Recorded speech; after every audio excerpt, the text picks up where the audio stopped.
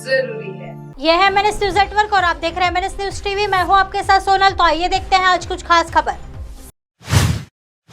सुप्रिया सुले और प्रफुल्ल पटेल बने एनसीपी कार्यकारी अध्यक्ष। क्या शरद पवार ने दे दिया अपने उत्तराधिकारी का संकेत? लोकसभा चुनाव से पहले राष्ट्रवादी कांग्रेस पार्टी संगठन में बड़ा बदलाव हुआ है। सुप्रिया सुले और प्रफुल्ल पटेल को एनसीपी का कार्यकारी अध्यक्ष बनाया गया है। एनसीपी प्रमुख शरद पवार ने एनसीपी के 25वें स्थापना दिवस के मौके पर ये घोषणा की है। वहीं कार्यकारी अध्यक्ष बनाए जाने पर सुप्रिया सुले ने शुक्रिया अदा किया है। शरद पवार ने कुछ दिन पहले ही पार्टी के अध्यक्ष पद को छोड़ने का ऐलान किया था। हालांकि पार्टी नेताओं और कार्यकर्ताओं के दबाव के बाद पवार पद पर बने रहने को तैयार हो गए थे। सुप्रिया सुले के पास ये जिम्मेदारी भी शनिवार यानी 10 जून को पार्टी के 25वें स्थापना दिवस के मौके पर संगठन के नए पदाधिकारियों के नाम का ऐलान किया गया। सुप्रिया सुले को कार्यकारी अध्यक्ष के साथ ही महाराष्ट्र, हरियाणा, पंजाब महिला, युवा और लोकसभा समन्वय की भी जिम्मेदारी दी गई है। प्रफुल्ल पटेल को कार्यकारी अध्यक्ष के साथ मध्य प्रदेश, राजस्थान और गोवा की जिम्मेदारी दी गई है।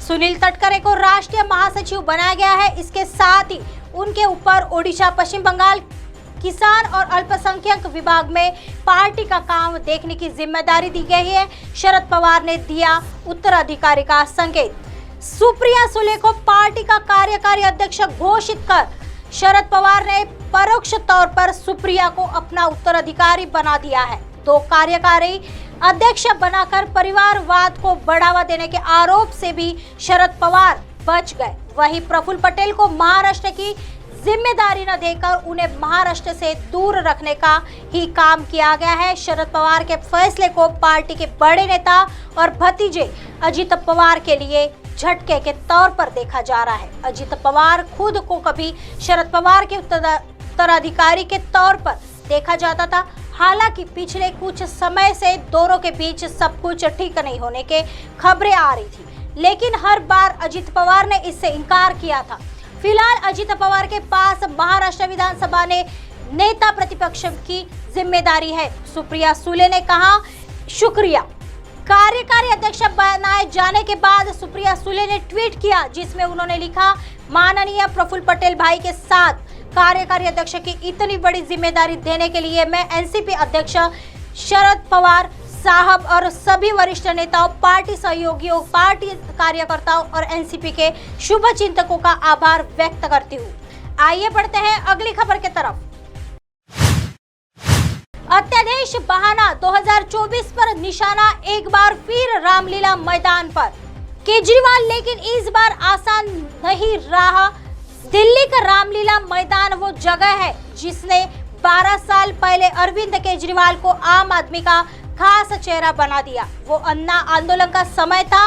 रामलीला मैदान के मंच से जब केजरीवाल बोलते तो उसमें कोई नेताओं जैसी बात नहीं होती थी, लेकिन उन्हें हर कोई सुनना चाहता था।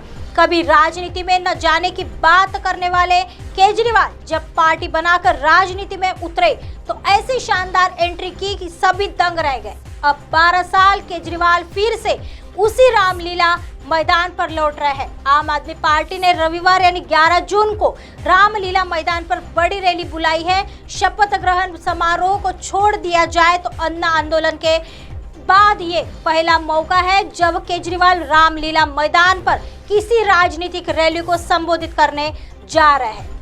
आइए बढ़ते हैं अगली खबर की तरफ।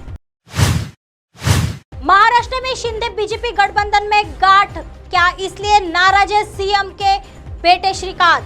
देश में अगले साल लोकसभा चुनाव होने हैं। 2024 लोकसभा चुनाव से पहले 2 राज्यों से बीजेपी के लिए बुरी खबर है। महाराष्ट्र और हरियाणा से गठबंधन में खटपट की खबरें आ रही है। महाराष्ट्र सरकार में शामिल शिवसेना शिंदे गुट और बीजेपी में दरार दिखाई देने लगी है। सीएम एकनाथ शिंदे के बेटे और सांसद श्रीकांत शिंदे ने की इस्तीफे की पेशकश की है। सीएम एकनाथ शिंदे श्रीनगर में है, वहीं उनके बेटे इस्तीफे की पेशकश कर दी गई है। माना जा रहा है कि छेड़छाड़ के केस में बीजेपी नेता के खिलाफ कार्रवाई नहीं होने और लोकसभा चुनाव के लिए सभी 48 सीटों पर बीजेपी की ओर से प्रभारी के ऐलान को लेकर शिंदे का खेमा नाराज है। श्रीकांत शिंदे बीजेपी से बताए जा रहे हैं। महाराष्ट्र के सीएम एकनाथ शिंदे जम्मू कश्मीर की राजधानी श्रीनगर में गर्मियों की छुट्टियां मना रहे हैं। वहीं उनके श्रीनगर से करीब 2000 किलोमीटर दूर मुंबई में बड़ी सियासी हलचल तेज हो गई है। ऐसी खबरें आ रही है कि सीएम एकनाथ शिंदे के बेटे और सांसद श्रीकांत शिंदे ने अपने पद से इस्तीफा देने की पेशकश कर दी है। सूत्रों के मुताबिक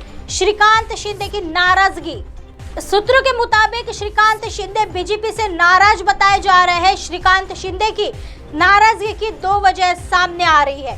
डोंबिवली में बीजेपी पदाधिकारियों की गुरुवार को बैठक हुई, जिसका शिवसेना शिंदे गुट ने बहिष्कार करने का फैसला लिया।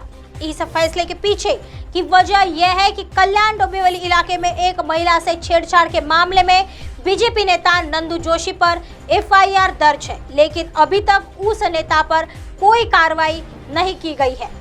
ऐसे ही दिन भर की तमाम बड़ी खबरों से आपको रूबरू कराएंगे। तब तक बने रहिए एमएनएस न्यूज के साथ। नमस्कार।